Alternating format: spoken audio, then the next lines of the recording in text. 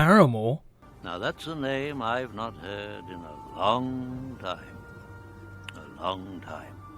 Yeah, I could go for a nostalgia trip into that pop-punk riot girl sound. I am a magnet for broken pieces. Huh. Okay then. Attracted to broken people.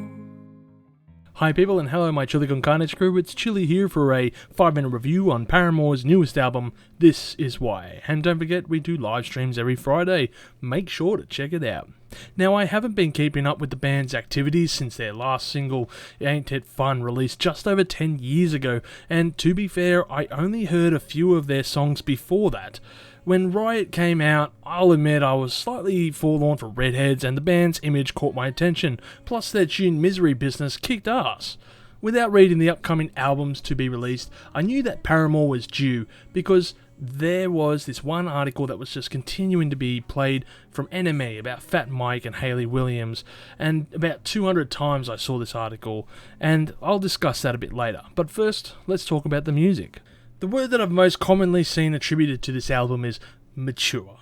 I've seen a lot of reviewers calling this album their most mature record ever, and after listening to it, I would agree with that sentiment. The record is a massive shift from what I was expecting to hear. It's nothing in the style of a pop-punk emo that was their previous styles. Instead, the band have grown up and decided to play a cross of genres that range from alt-rock to lo-fi indie jams. And it sounds so generic and disingenuous. It's like the band heard the new direction of Arcade Fire and said, that's the path that we want to follow. If you are an old school fan and haven't heard the band in ages, do not play this album. It's just so jarring to hear this band after all this time, and it leaves me asking myself, is this the same group that sang Monster for the Transformers soundtrack? Now, maybe I've been grabbing my pint of whiskey and enjoying a few too many videos from the Critical Drinker, and make of his content and views what you will, but there was an interesting video I watched about the criticisms of Star Wars, in particular regarding the Obi-Wan series, and this loops around to the point I was talking about earlier. In Critical Drinker's video, the point was made that by focusing on a selection of people who abused someone online, the series could not have any negative feedback for fear of being lumped in with that crowd. It was like a get out of jail free card. As mentioned before, Hayley Williams has mentioned in an interview, everyone's trying to remember better days, but they weren't that much better. Fat Mike used to tell people I give good rim jobs. For context, Fat Mike said this on stage to his fans some 20 years ago, and you can decide for yourself about this statement, but it should be known that Fat Mike has always made jokes on stage in between songs. The guy is full of jokes that cross the line at the best of times, and it's part of his routine. It's probably to the ire of fans that Musical and other magazines used this line as the driving force for their stories, and well, that's the industry for you. The parallel I'm trying to make, and perhaps poorly, is that whether unintentional or by design, Hayley Williams has been made the victim, and any negative criticisms for the new release could be lumped in as someone who is part of a crowd of haters. Well, let's clear the air by stating this album has as much impact to me as an unmanned weather balloon over American airspace. The Associated Press were checking Twitter on several different official... I think this album just sucks, but even if I didn't read these articles, I would have come to the same conclusion anyway. This album has as much flavour as a slice of white bread and a glass of water, as the band subjugate the listener to thankfully only 36 minutes of subpar songs. At first I thought, well, maybe it's not my style, but this isn't true. I enjoy bands that play similar styles of music to this album, like Alt J, Mac DeMarco, Dope Lemon, and Ocean Alley. The difference is these are good bands who can write great songs that are catchy and interesting. Meanwhile, Paramore's songs on offer are lackluster and contain little to no hooks to catch the attention of listeners. A few songs on here have a bit of energy, ditching that lo-fi sound for a dabble of alt-rock like on This Is Why, The News, and Running Out of Time, but I just find the lyrics for that last track in particular so asinine. Some person's list of excuses written into a song makes for dull listening. The The band has stated they wanted to take a departure from their poppier sounding previous album and were craving to write a rockier sounding album, and this has been stated by guitarist Taylor York. Yes, there is a stylistic change from their last effort, but it feels like this. All done.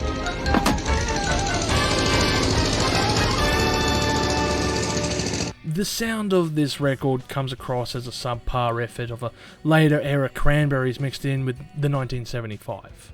It annoys me somewhat to see Paramore headlining the When We Were Young festival, especially ahead of other bigger bands or bands that really created the scene or made emo famous. I know Paramore are part of the image of that emo scene counterculture, but I have to wonder how genuine they really were.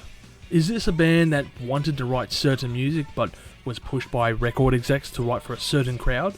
Are they perhaps deceitful in their earlier efforts? Frankly, I'm not losing any sleep not knowing the answer to this question.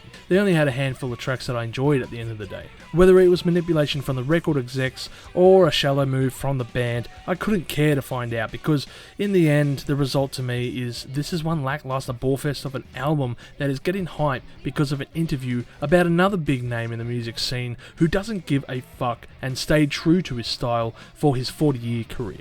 Fat Mike may not be a household name, but he is genuine to his music and a punk rock icon. He got to where he is from hard fucking work, and it boils my piss that you need to drag him through the mud because you either didn't understand how punk rock works or what he is about. Unsurprisingly perhaps, is that every music publication that ran this article has given this album glowing reviews and slated it as a near-perfect album. On the other hand, I'm not these publications, and this is just my opinion, so you may brush it off if you want.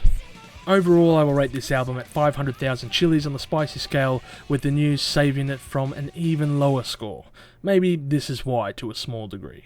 A lot of emo bands from the mid-noughties have changed their music drastically over time, in similar vein to the new metal acts from the 90s. It's perhaps improper to lump Paramore in with the emo scene, as musically they were very different, and now the band have shifted to a more refined sound, but at the end of this deep dive, maybe I should have left them as the band they were, with a few good songs from my past. Did you like the video? If so, please drop a like, and if you disliked it, drop a dislike. Comment below. Hey, and if I've wormed it, can you subscribe to us? And as always, stay spicy. Thank you for tuning in to this episode of Live Listen Erased. And if you have enjoyed this episode, make sure you share it with all your friends. Don't forget to subscribe to our Chili Con Carnage crew so you can get notified for all the future videos that we put out, as we put out videos every Friday. Also, we are on Discord, Facebook, Instagram, and Twitter over at Live Listener Race, so make sure to tune in over there. And don't forget to like this video so that our manager can stay very happy.